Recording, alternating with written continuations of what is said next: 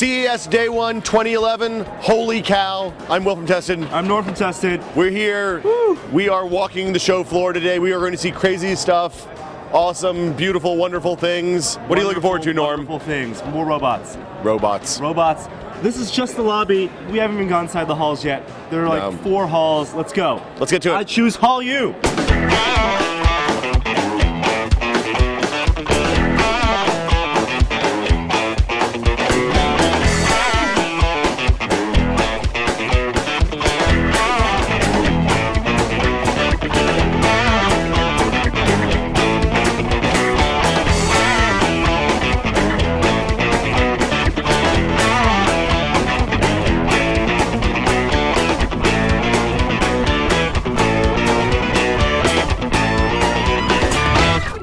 Day 1 CES. I'm Will from Tested. Hi, I'm Norm from Tested. It's over.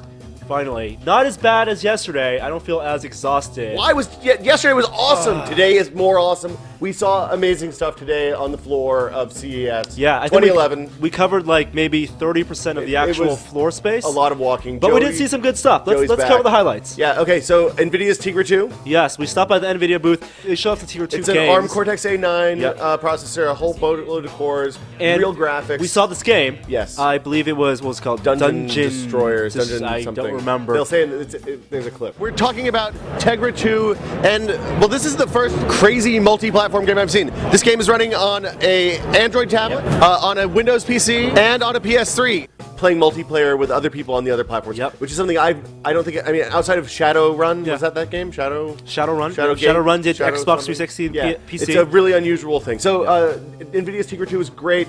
Also, I like this a lot. The iPad arcade from Ion, the iCade. Ah, you might have seen this. Yes. You know, ThinkGeek did this as their it was a joke. April Fool's joke this past year. They sold it. They said, you know, you could put the iPod into a small little arcade cabinet and play arcade games, and people, of course, people loved it. But I wanted one immediately. Yeah.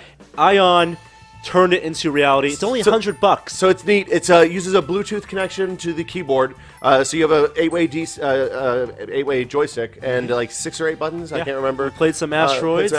Bowers and Wilkins make awesome iPhone. But by awesome, you mean really expensive. Well, they sound good, is what I mean. Well, yes, they sound really good. But quality comes at a price. We got a full video on that coming later. Objects of Lust. Yeah.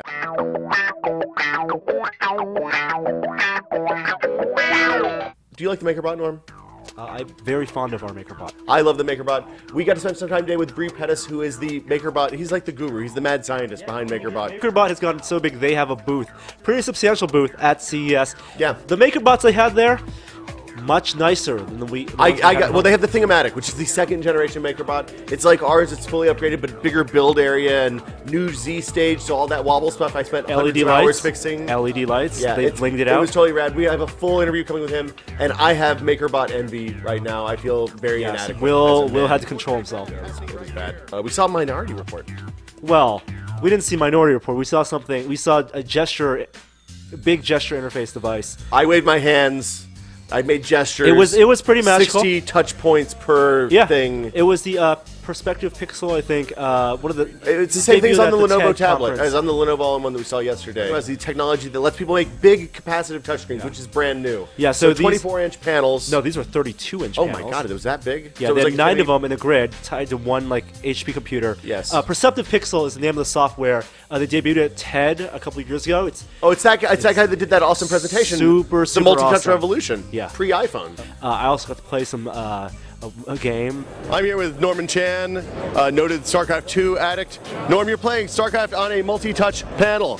What's your APM? Quite well. I'm busy destroying some Protoss. Don't you usually play as Protoss? I understood you were a master of the early rush with the guys with the swords, the sword guys. Okay, so this is divisive because Lane on our forums strongly did not like this next part. I thought it was pretty neat looking. You thought it was pretty neat looking. The Razor Switchblade. Yeah, the Razor Shiv. No, Switchblade. Switchblade. Shiv is a different. That's the next one. It's a tiny computer with a weird keyboard. It's got a touchscreen on top. Hey, Will. I want to tell you a story. Hey, Norm. So I heard about this tiny laptop that runs Windows 7 and can play games, and I took this meeting. But it was at Razer. It is a proof of concept device and actually have running Windows 7. But the idea is that it's a 7-inch laptop. It's almost like the size of a little bit bigger than the DS, like the original DS Fat, and 7-inch screen, touchscreen on top, and on the bottom you have a QWERTY keyboard. But it's not actually physical button. And it seems like you mash the keys. It's going to touch the touchscreen underneath.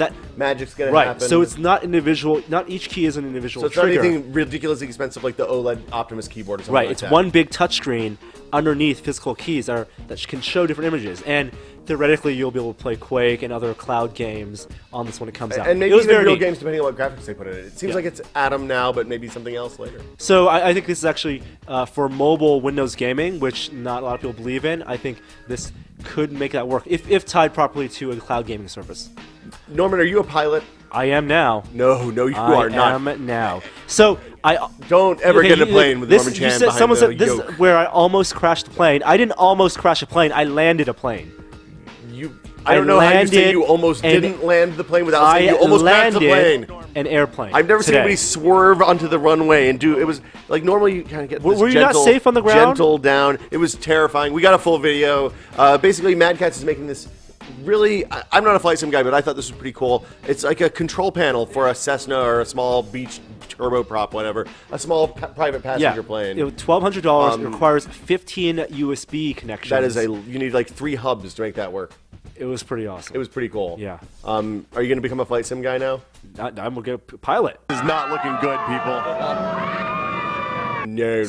No. FAA. You're no Sully, sir. You're no Sully. So that wraps it up for day 1. 1 of 3. Un. All these videos that we're talking about, the full-length videos, will be days. on the site throughout the day. Joey's editing right now. Even as we speak. And we'll have a live show tonight. But that's day 1. Stay tuned. Keep on checking the sites. We have Matt Brockard doing hands-ons and photo galleries. And Wesley back off-site managing news that we can't catch on stage. Yes. On site. And as always, if you see something that you want us to check out, send us Twitter messages at Will Smith, at nchan. We're watching that all day. Bandwidth is thin on the show floor, so we're not checking comments, not really even able to check email. But definitely send us some Twitter messages. Tell us what you want us to go see, and we will seek it out and find it and tell you about it tomorrow. All right. For Tested, I'm Will. I'm Norm. I'm off to compete in something. Good luck, sir. Good luck. Ya.